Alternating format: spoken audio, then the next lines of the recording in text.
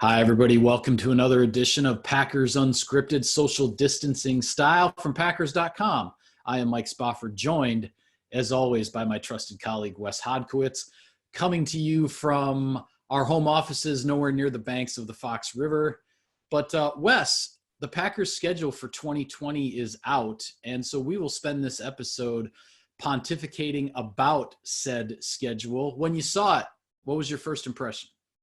Very interesting. And it's funny. I mentioned this during our Three Things videos, and I don't want to just keep, parroting myself here, but that's the thing that always strikes me. You can do these things 100 times. You can do all these different types of schedules. There always ends up being some kind of weird thing that happens that's never happened before that you didn't realize until you look at this year's schedule. I think it was Jacksonville in 16. That was the first time the Packers had like back-to-back road games to start a season in like 97 years. Crazy. This one, it's a very small little factoid in it. Obviously, a lot of questions still out there about what's going to happen, but the Green Bay Packers have never opened a season at Minnesota before. Lo and behold, here we are in 2020. First time in 59 years for the Minnesota Vikings openers. They're going to host the Green Bay Packers in an opener, or at least scheduled to. So Yeah. That's the part of it I love about, you look at the schedule and you try to figure out different little things and factoids and weird stuff that happens, and there's your one. Because I tell you right now, Mike, it all started when I was looking through it, like, okay, when was the last time the Packers started the season in Minnesota? Oh, it hasn't happened before. Well, and the Packers certainly, this was to be expected. The Packers have the maximum 5 primetime games, at least at this point, in terms of how the schedule lays out. And, the flex scheduling late in the year, things can change and all that.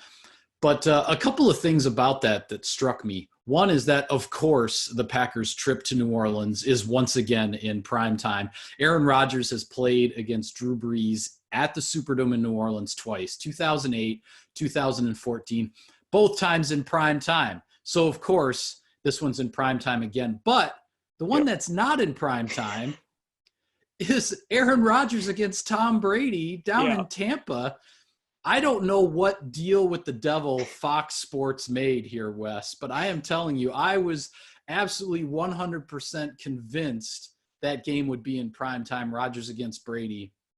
But Fox somehow managed to prevent that game from going to either NBC or ESPN for a primetime slot. It's a late afternoon. It'll obviously be the national Sunday doubleheader down in Tampa. And hey, from a work standpoint, I'm not complaining because road games in prime time are the hardest for us. Flying back in the middle of the night, trying to write our stories and update the website on the plane at 2, 3 in the morning. It's not fun, okay? So I'm not complaining from a work standpoint that this game is not in prime time. I'm just stunned that it's not in prime time. Well, and like, Mike, look at it this way too, right? New Orleans, in Green Bay, you expect that to be in prime time. Atlanta and Green Bay, okay, the history there with Matt Ryan, potentially in prime time. San Francisco, that's been a big rivalry here as of late. Chicago, Tennessee. If you would have laid out all 5 of those primetime games and then also threw the Tampa Bay Buccaneers in there, I would have said whatever combination that those 5 are going to be, the Buccaneers are going to be in one of those permutations. And they weren't.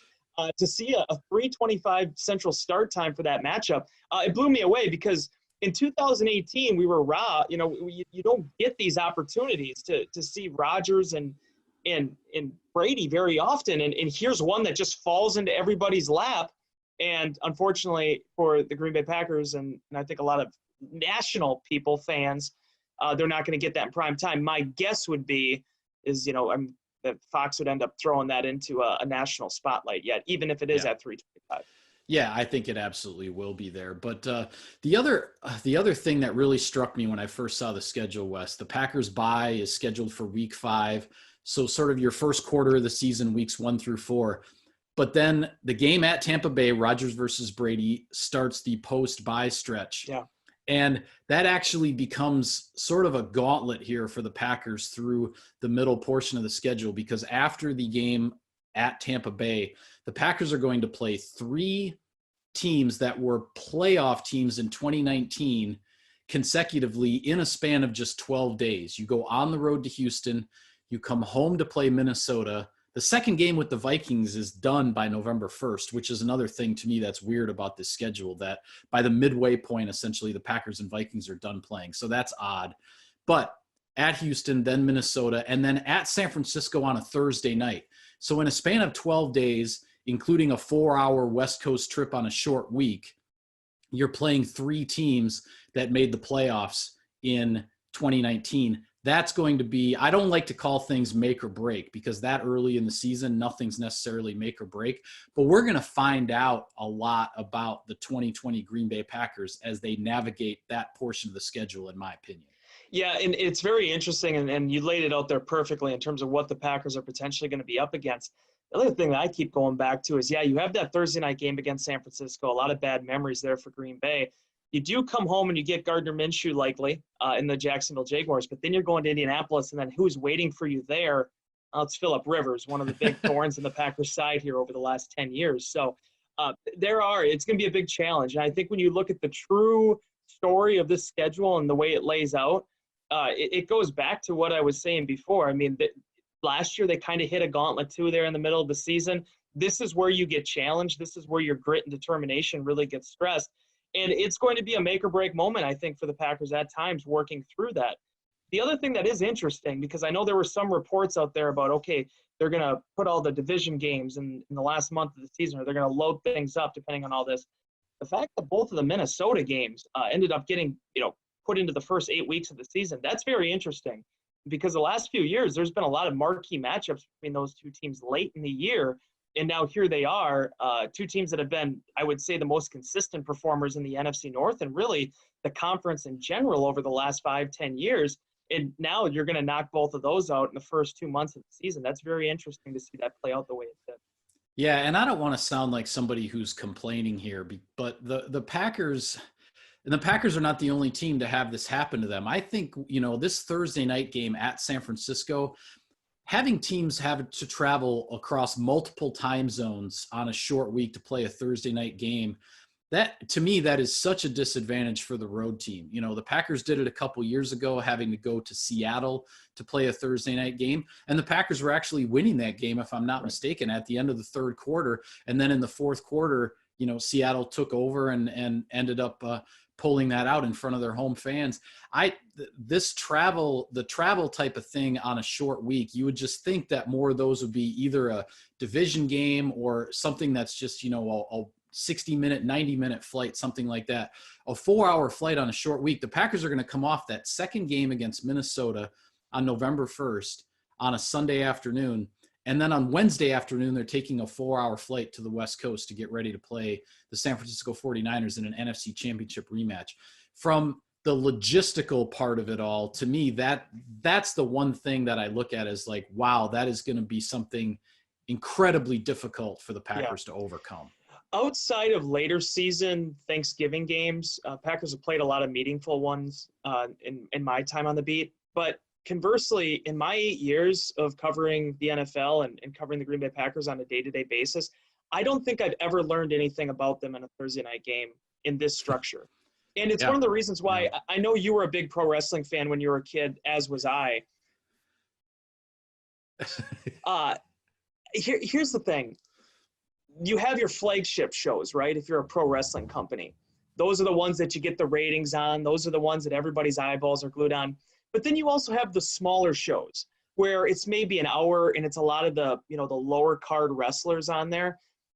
For whatever reason, the NFL a few years ago decided, you know what, we're going to not only start taking these Thursday night games, the lower, show, we're going to start putting primetime matchups in there. And I think that's robbing the league and it's robbing teams of seeing really good, high caliber football. I've taken issue with that. I go back to what you were saying. I think that these should be games where there isn't as much spotlight on the talent. There isn't, going to be the Packers versus the 49ers, a rematch of the NFC Championship, or the Packers versus Seattle, their biggest rival out of the division over the last 10 years. Let's get back to getting, some matchups between the Packers and the Lions or some of these teams, the Jacksonville Jaguars. I don't understand. It's Thursday Night Football. There's no other game in town. Right. Other than trying to showcase superstars, I don't understand the need to have those teams always facing off against each other. You have that on Sunday Night Football. You have that on Monday Night Football. I get there's television contracts that go into that. But I also think that's a real shame because the Packers very easily could win that game. You don't know how these Thursday night games go. A lot of weird stuff can happen. But I never really felt like after one of those games, I've learned really that much about either team because of just how strange the circumstances are in which they have to play that game. Yeah. And when you look at the way the schedule finishes up for the Packers, it's interesting. And of course, who knows what's going to happen with the dates and how this actually falls. But if you look at Thanksgiving, once you get past Thanksgiving, the Packers are playing 4 of their last 6 games at home at Lambeau Field. And then one of the 2 road games is the finale at Chicago. So that sets up, if everything falls into place, that sets up as a lot of cold weather football for the Green Bay Packers down the stretch. And hey, Wes, for the first time in however many years, the Packers are not playing the Lions in Week 17. The NFC North finale is against somebody else, and it's going to be at Soldier Field this time. With all due respect to the Lions, and there's been some memorable games over the last 4 years, I am so sick and tired of that regular season finale. We went for a while there, Mike, where it was like every year it was a different NFC North team that they were facing. Yeah, they would rotate it, and they got into this stretch because not only, of course, then has it been Packers Lions for a handful of years in a row, but that means it's also been Vikings Bears for the last however many years in a row. So there it eliminates the variety, not just for a couple of teams, but for a couple of others as well. So it's just been strange. But yes, the Packers Week 17 will not be against Detroit. It will be at Chicago against the Bears. Yeah, and before they got into this run of facing the Lions every year, those were really meaningful games. How many of those games, Mike, reflects from the Packers versus the NFC North into prime time when you think of 2013, the last time they played the Bears at Soldier Field to close out the regular season? It's one of the most memorable games that I've ever covered. And how that one ended. Certainly the matchups that they had with the Minnesota Vikings as well. So at least to see some fresh, blood thrown in there a little bit, a different type of matchup, a different type of narrative, I'm all for it. It would be great to get some of these at Lambeau Field. It seems like they've been traveling quite a bit here to close out the regular season. But be that as it may, it's an interesting final stretch. A lot of cold weather games, a lot of, tough and dirty black and blue division type of matchups. So that part of it's definitely.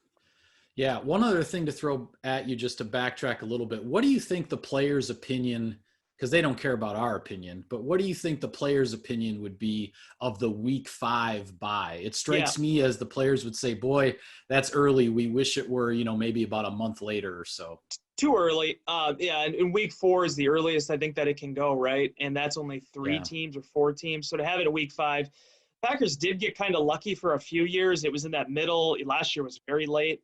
Part of the season. That's typically more towards where you want it to be at. But I remember talking to TJ Lang and some other guys about this in the past, and how they would mention when the schedule release came out, the only thing that they really cared about, the only thing they looked at was where that bye week was for them and where they'd be getting their rest.